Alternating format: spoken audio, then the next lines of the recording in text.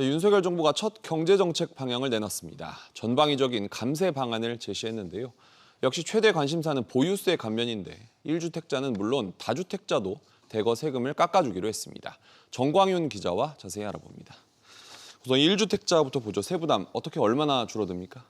네, 올해 1세대 1주택자의 경우 공시가격 14억 원, 그러니까 시가로는 20억 원 정도까지인 종부세를 내지 않게 됩니다. 네. 원래 11억 원이 기준인데 올해만 추가로 공제해 주는 건데요. 여기에 낮을수록 세부담이 줄어드는 공정시장 가액 비율을 1주택자, 다주택자 모두 100%에서 60%로 대폭 낮추기로 했습니다. 네. 이에 따라 지난해 공시가 20억 1주택자의 종부세 부담은 올해 216만 원 정도로 1년 전보다 100만 원 가까이 줄어드는데요. 다주택자는 감면폭이 더 큽니다.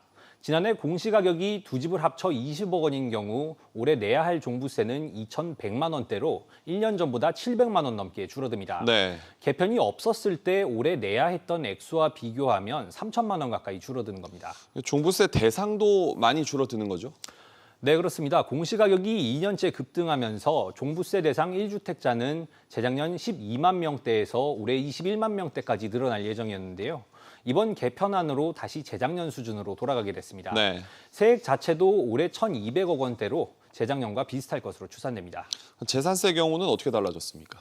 네, 이건 1주택자에 한해서 공정시장 가액 비율을 60%에서 45%로 낮추기로 했습니다. 네. 만약 올해 공시가 10억 원 집 한 채가 있으면 재산세가 203만 원으로 개편 전 기준 내야 하는 것보다 90만 원 넘게 줄어듭니다. 원래 정부는 종부세와 재산세 모두 지난해 공시가격을 적용하겠다고 했었는데요. 네. 국회 입법이 불발되면서 정부가 공정시장 가액 비율을 대폭 낮추는 쪽으로 방향을 튼 겁니다. 종부세를 내는 것과 관련해서 나이가 많거나 또 보유기간이 길면 받을 수 있는 혜택이 있더라고요.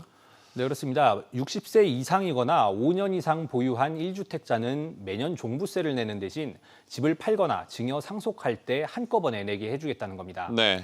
또 1주택자를 판정할 때 이 이사 등으로 일시적으로 추가 보유하게 된 집과 상속주택, 지방 저가주택 등은 주택수에서 제외하기로 했습니다.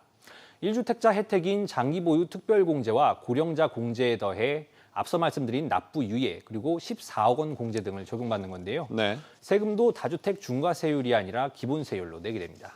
그렇군요. 정광윤 기자였습니다.